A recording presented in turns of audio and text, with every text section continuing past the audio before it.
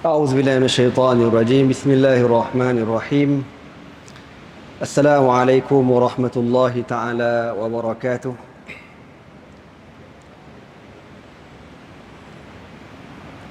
الحمد لله رب العالمين والصلاة والسلام على سيدنا محمد وعلى آله وصحبه أجمعين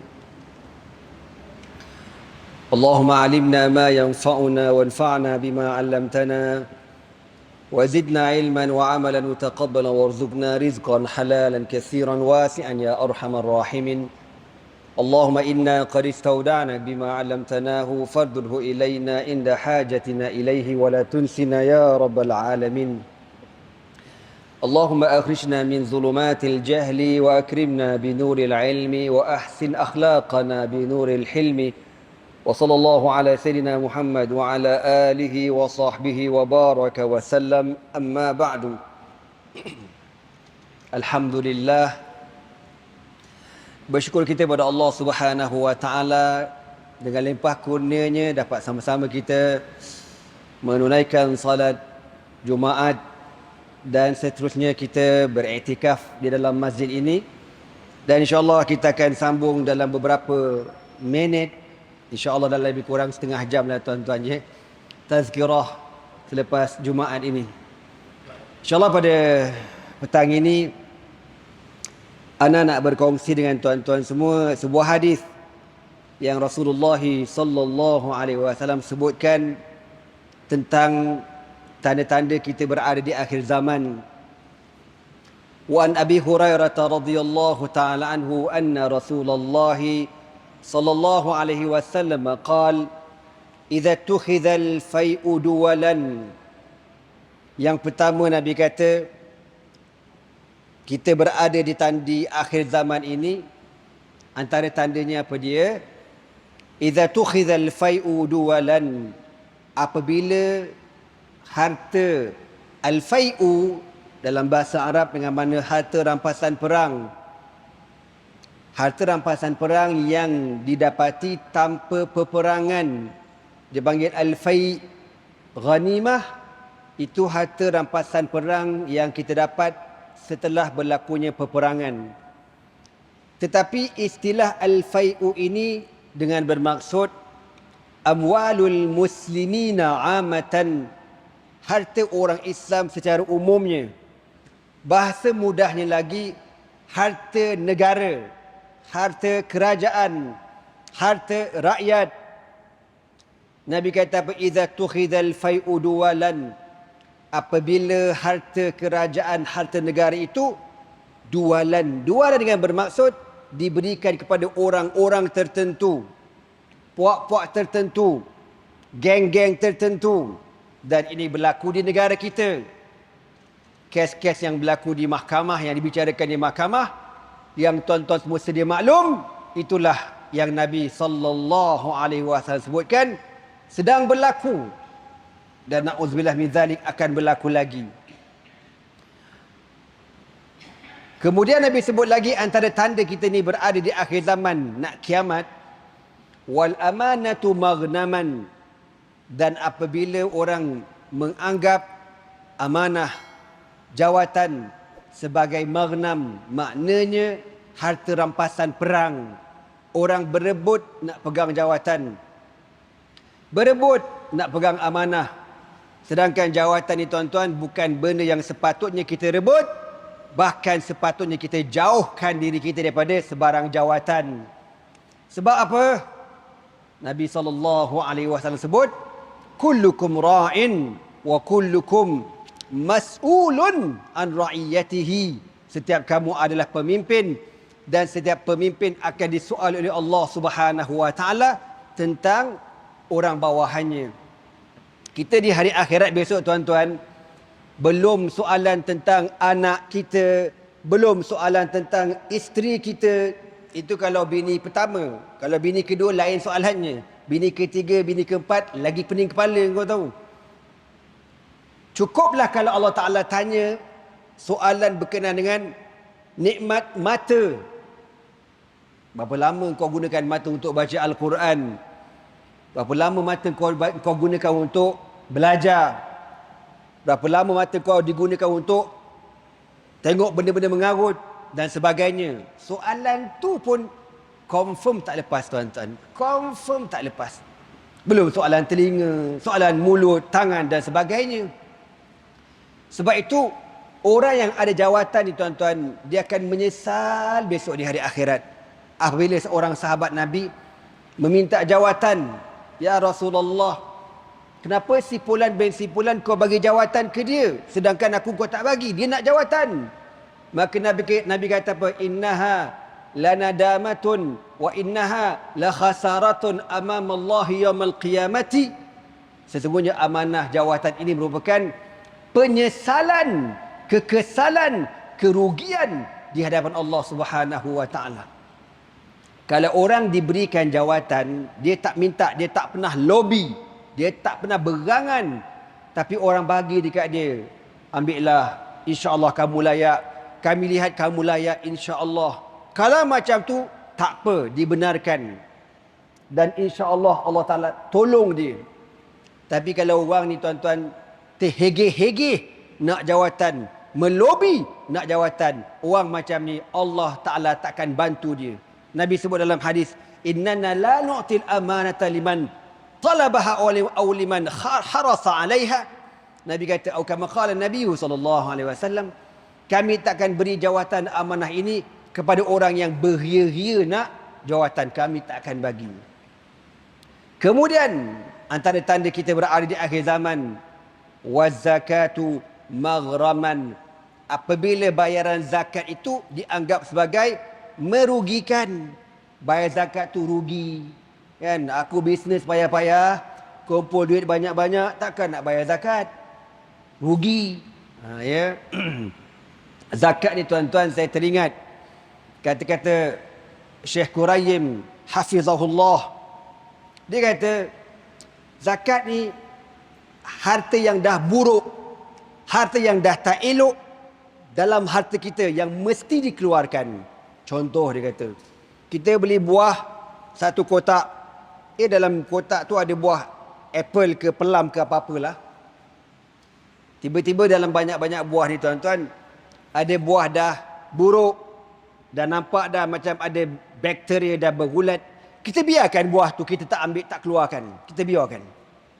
Nanti tuan-tuan, bakteria yang ada dekat buah yang dah buruk tu akan berjangkit kepada buah-buahan yang lain dan akan merosakkan satu kotak buah-buahan itu. Itulah ibarat mudah bahasanya zakat. Zakat, bila dah sampai haul dia, nisab dia, itu bukan hak kita, kena keluarkan segera. Jangan biarkan dalam harta kita. Nanti dia merosakkan harta kita. Na'udzubillah min zalik. Berlakulah kecurian harta benda kita. Rumah kena musibah, orang rompak, terbakar, penyakit dan sebagainya. Maka bila sampai waktunya, keluarkan zakat. Tapi Nabi kata di akhir zaman, orang beranggapan zakat itu maghraman, merupakan satu kerugian. Wa ta'allumu li ghairi din. Dan antara tanda kita berada di akhir zaman, apabila orang menuntut ilmu bukan kerana agama, menuntut ilmu bukan kerana Allah, tapi menuntut ilmu kerana apa? Kerana nak pegang sesuatu jawatan. Menuntut ilmu kerana apa? Nak supaya bila bekerja nanti dibayar dengan gaji yang lumayan. Na'udzubillah min zalik. Allahumma rzuqna al-ikhlasa wa sidqa ma Allah. Kami masa kecil-kecil belajar pondok dulu, almarhum tuan guru saya pesan. Dia kata, mu dah besar nanti jangan, dia orang Terengganu tuan. Dia kata, mu dah besar nanti jangan makan gaji yang kerajaan, dia kata. Dia tak bagi. Kita tak dibenarkan makan gaji ni. Sebab apa? Dia kata, banyak syubhat. Lepas tu dia kata, bila kita belajar bukan kerana Allah, itu yang bahaya sangat-sangat tu tuan-tuan. Jadilah ulama usu', ulama yang jahat. Memang ada orang yang memang dia belajar, tujuan dia bila dapat BA, gaji dia lain. Bila sambung lagi master, gaji dia lain. sambung PhD, of course gaji dia lain. Lepas dapat profesor, gaji dia lain. Ada pula datuk, lagi lain. Ada pula masyuk. Gitu tuan-tuan semua. Tapi bukan bermaksud salah nak belajar, tak salah. Bagus. Sambung BA-nya, masternya, PhD-nya, profesornya, tak ada masalah. Tetapi masalahnya apa? Innamal a'malu binniyati. Niat kita tu perlu diperbaharui. Sebab tu tuan-tuan, ulama dulu kata, diorang nak jaga niat ni 30 tahun. 30 tahun nak jaga niat supaya kerana Allah. Maka Nabi kata di akhir zaman, orang belajar bukan kerana agama, bukan kerana Allah, tetapi nakkan kepada habuan dunia. Hantar anak masuk tahfiz dengan harapan supaya apa? Besok anak aku dah besar, boleh jadi imam masjid besar. Boleh dijemput jadi imam tarawih, dibayar ribu-ribu.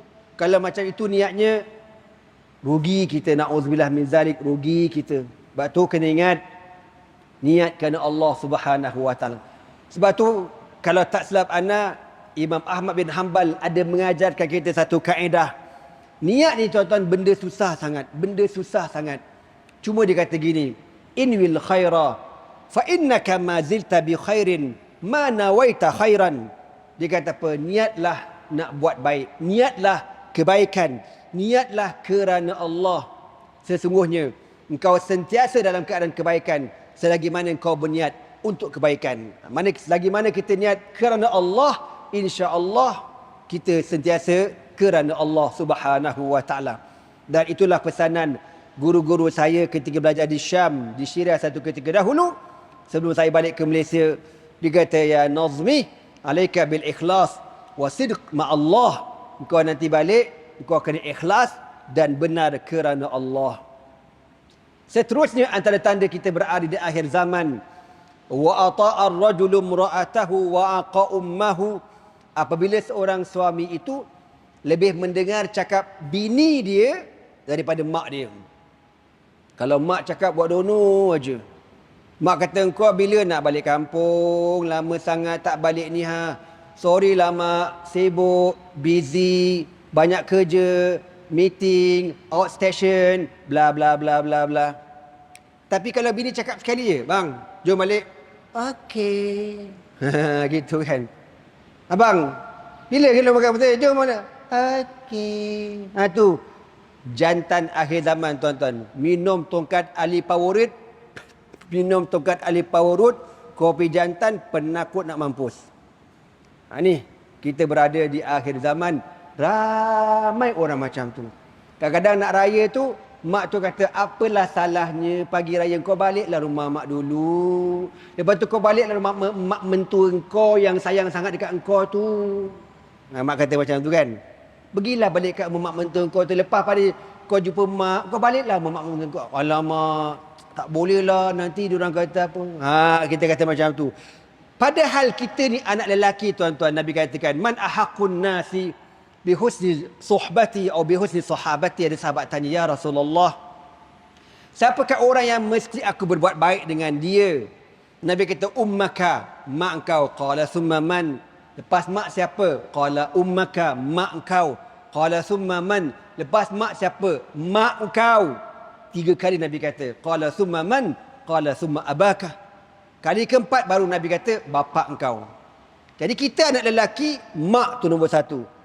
Isteri, Nabi kata apa dalam hadis, kalau dibenarkan makhluk sujud sesama makhluk, nescaya aku suruh isteri itu sujud kepada suami. Itu level suami. Kan? Bini tu kena sujud pada suami. Tapi nak kata kita di akhir zaman, kita dengan bini, gitu tuan. Wa aqa ummahu, derhaka kepada mak dia. Wa adna sadiqahu wa aqsa abahu. Dan kita berada di akhir zaman apabila anak-anak lelaki ini, kadang-kadang tu yang tadi tu pesen takut bini, yang ni pula pesen cukup jaga hati kawan-kawan. Kalau kawan panggil, jom lepak, jom. Ajak kawan, ajak, jom. Aku sponsor, aku support. Bila bapak panggil, wa aqsa abahu, bila abang kata, engkau bila nak balik? Abah ni sejak mak kau tak ada, abah sunyi dekat kampung. Baliklah tengok abah ni. Abah tak ada kawan. Tengoklah abah macam mana. Kalau clear kita orang baliklah. Okey baik. Kalau kawan ajak, tak payah tunggu clear. Line clear immediately. Masa tu juga. Ni berlaku juga di akhir zaman. Apabila kita anak lelaki mengutamakan kawan-kawan daripada bapa kita sendiri. Last-last, abah duduk rumah seorang-seorang. Bilalah anak aku nak balik. Sunyi dia pun bela ayam, bela kambing. Inna lillah wa inna ilaihi raji'un. Wa zaharatil aswatu fil masajidi. Antara tanda akhir zaman apabila orang mengangkat suara di dalam masjid. Mengangkat suara ini bukan mengajar tuan-tuan. Kalau mengajar tak angkat suara, tidur korang. Mengangkat suara dengan bermaksud berniaga dalam masjid. Dia buat masjid tu macam pasar malam. Berniaga. Wasadal qabilata fasikuhum. Dan Nabi kata apabila sesuatu kabilah itu dilantik ketuanya orang yang paling fasik, yang paling jahil, tak erti agama. Ini pun banyak berlaku di dalam dunia dan juga berlaku di negara kita. Kan? Harap-harap negeri Kedah ini dipelihara oleh Allah Subhanahu wa taala sehingga selama-lamanya dengan sebab keberkatan ramainya alim ulama di negeri ini, insya-Allah. Amin. Dan juga di negeri-negeri yang lain, insya-Allah. Amin. Wasadal qabilata fasikuhum. Apabila ketua sesuatu kabilah itu dilantik, siapa dia? Fasikuhum. Maknanya yang paling fasik. Fasik ni berbenda tuan-tuan. Yang mengekalkan dosa besar. Tak sembayang. Tak tutup aurat. Biarkan anak isteri mendedahkan aurat. Ad-dayus lam yajid urfal jannati yawmal qiyamah. Nabi kata suami yang dayus takkan dapat bau syurga di hari akhirat nanti. Na'udzubillah min zalik.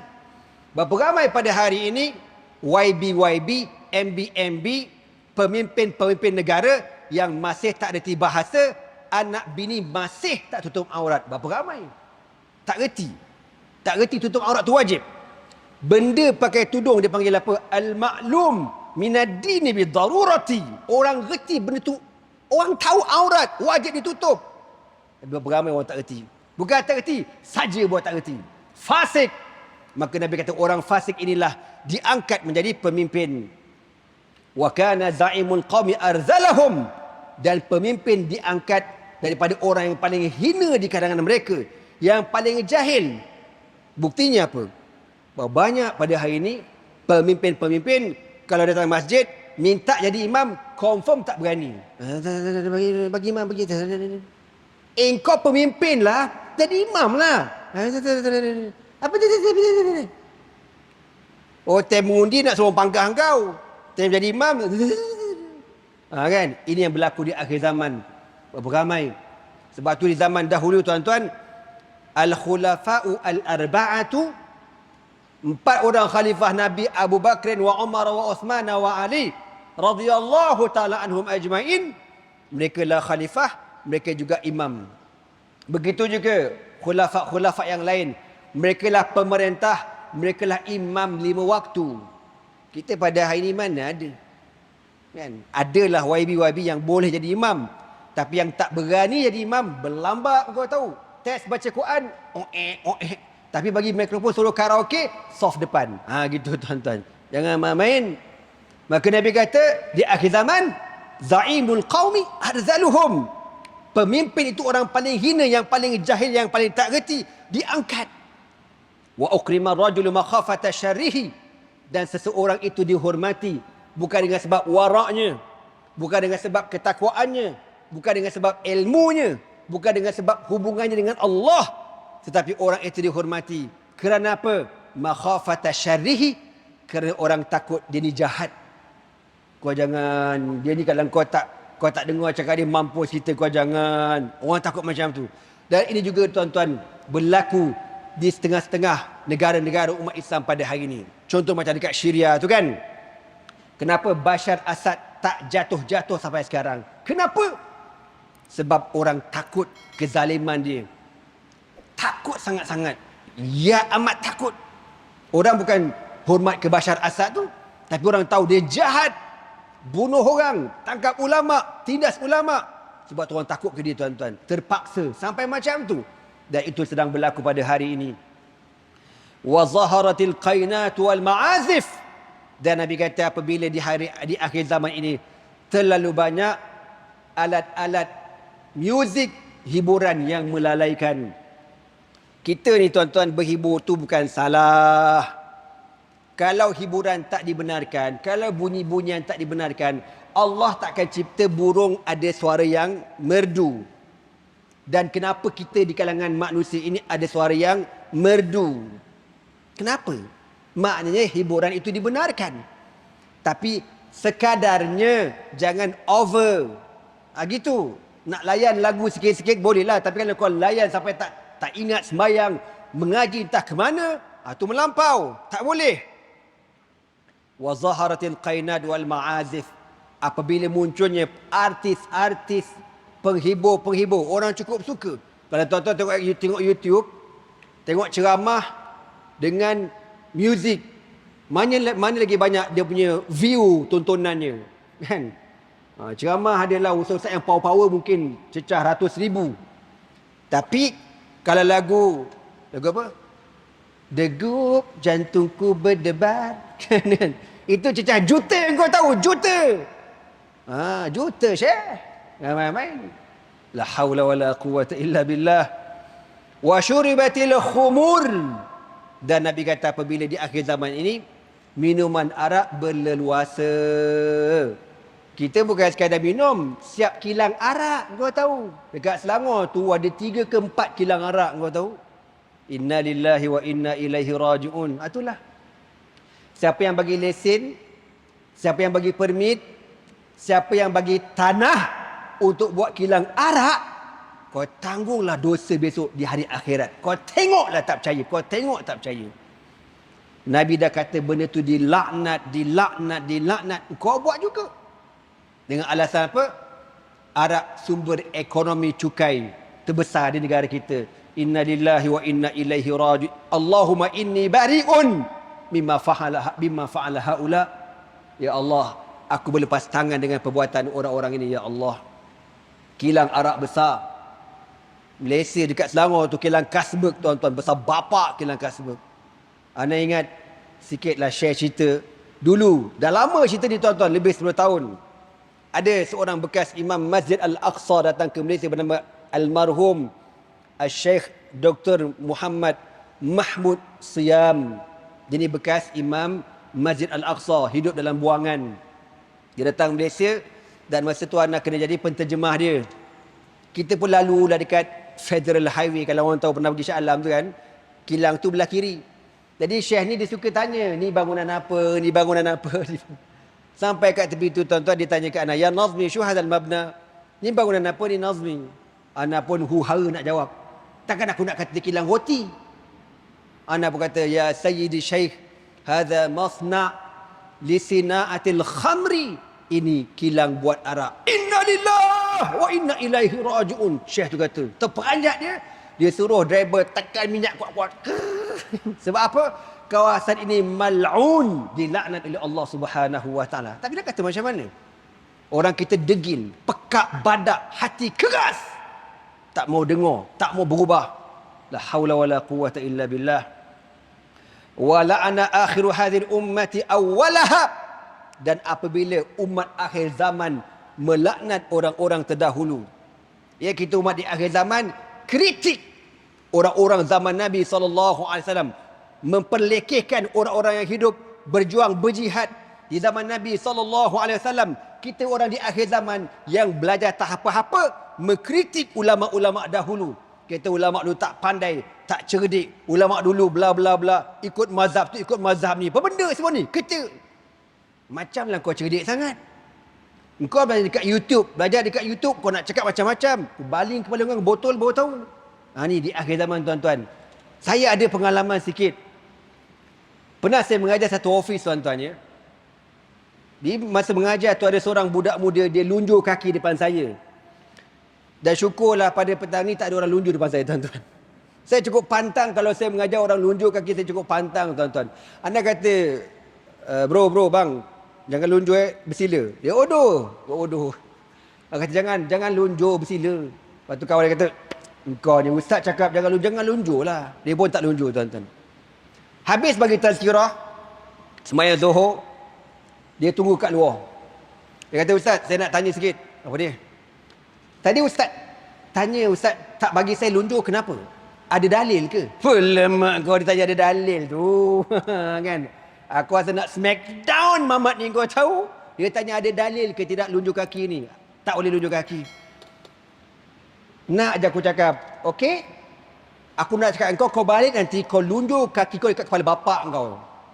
Kan? Bapak kau lunjur depan muka bapak kau. Abah kata, kau dah buat aja. Ada dalil ke bah? Melarang. Kau berani buat macam tu? Kau berani? Ini dia panggil al-adab, al-akhlaq. Itu pun nak dalil juga. La haula wala quwwata illa billah. Itulah. Mengaji dengan YouTube, tak belajar betul-betul, jadi bongok kau tahu. Ini yang berlaku tuan-tuan di akhir zaman apabila orang zaman sekarang mengutuk orang-orang terdahulu. Kata ulama dulu tak pandai, ulama dulu tak tahu benda, tak cerdik, bla bla bla bla. Tuan-tuan tahu tak?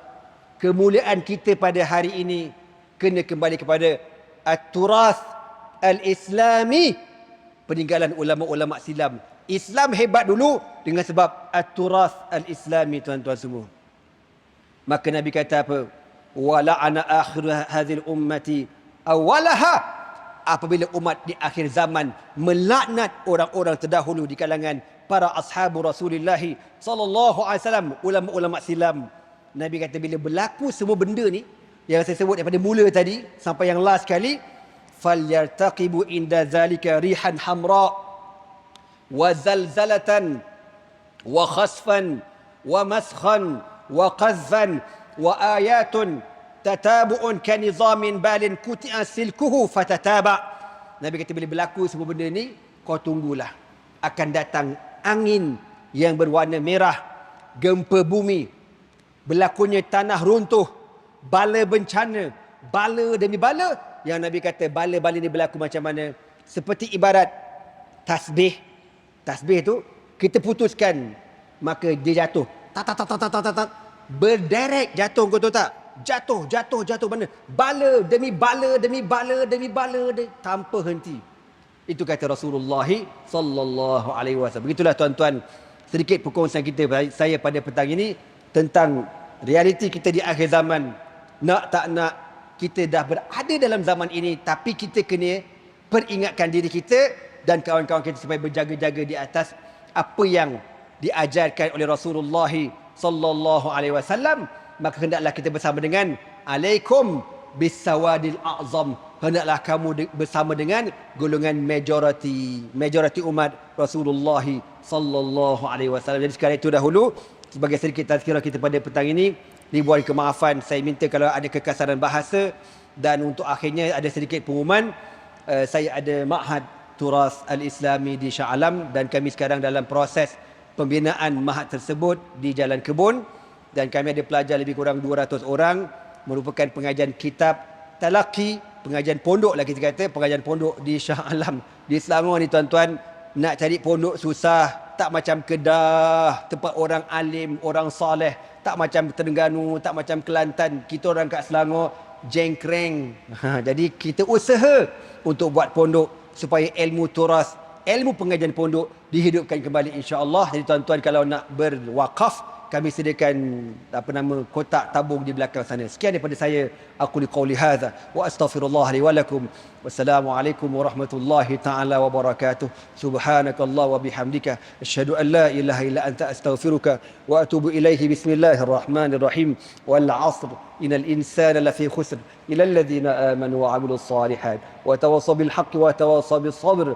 Allahumma innaka 'afuwun karimun jawadun halimun tuhibbul 'afwa fa'fu 'anna ya karim. Wallahu subhanahu wa ta'ala a'lam bis shawab. Takbir.